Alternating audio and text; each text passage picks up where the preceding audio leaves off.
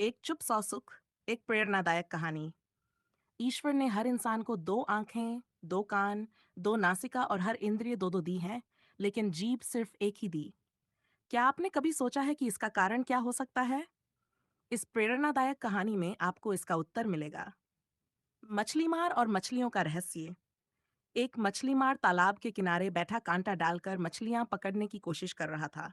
काफी समय बीत गया, लेकिन उसकी कांटे में कोई मछली नहीं फंसी। उसने सोचा, क्या मैंने कांटा गलत जगह डाला है? शायद यहाँ मछलियां ही नहीं हैं। लेकिन जब उसने तालाब में झांका, तो देखा कि उसके कांटे के आसपास बहुत सी मछलियां थीं। उसे बहुत आश्चर्य हुआ कि इतनी सारी मछलियों के होते हुए भी कोई फंस क्यों नहीं रही थी। तभी एक राहगीर वहां से गुजरा।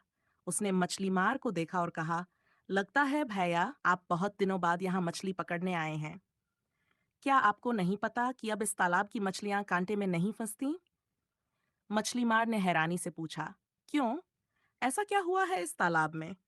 राहगीर मुस्कुराया और बोला, कुछ दिन पहले यहाँ एक संत आए थे। उन्होंने मौन की महत्ता पर प्रवचन दिया था। उनकी वाणी इतनी प्रभावशाली थी कि जब वे प्रवचन देते थे, तब इस तालाब की सारी मछलियां भी बड़े ध्यान से सुनती थीं। तो मछली मार ने उत्सुकता से पूछा। राहगीर ने समझाते हुए कहा, उनके प्रवचन का असर यह हुआ कि अब जब भी कोई मछली पकड़ने के लिए कांटा डालता है, तो ये मछलियां मौन धारण कर लेती हैं। जब मछली मुंह ही नहीं खोलेगी, तो कांटे में फंसेगी कैसे? इसलिए अगर मछली पकड़नी है, तो कहीं और जाओ। ईश्वर ने हमें दो आंखें, दो कान और दो नासिका दी, लेकिन जीभ केवल एक ही दी।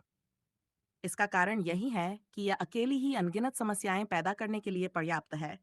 संत ने सही कहा था, जब मुंह ही नहीं खोलोगे तो फंसोगे कैसे?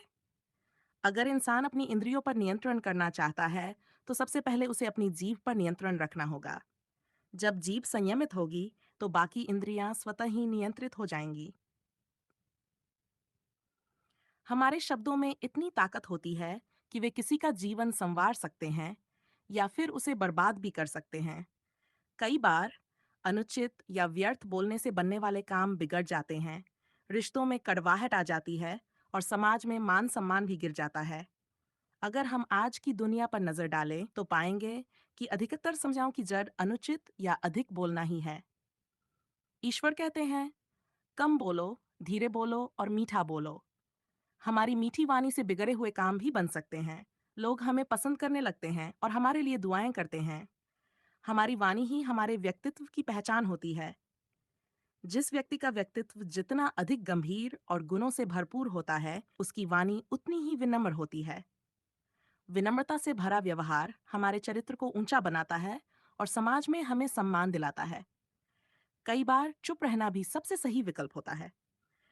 निष्कर्ष, इस कहानी से हमें ये सीख मिलती है कि हमें अपनी वाणी पर नियंत्रण रखना चाहिए। जहां जरूरी हो, वहीं बोलना चाहिए, और जब मौन रहना बेहतर हो, तब चुप ही रहना चाहिए। अगर आपको हमारी कहानी एक चुप सौ सुख पसंद आई हो, तो इसे अपने दोस्तों के साथ जरूर साझा करें और कमेंट में बताइए कि आपको ये कैसी लगी। धन्यवाद।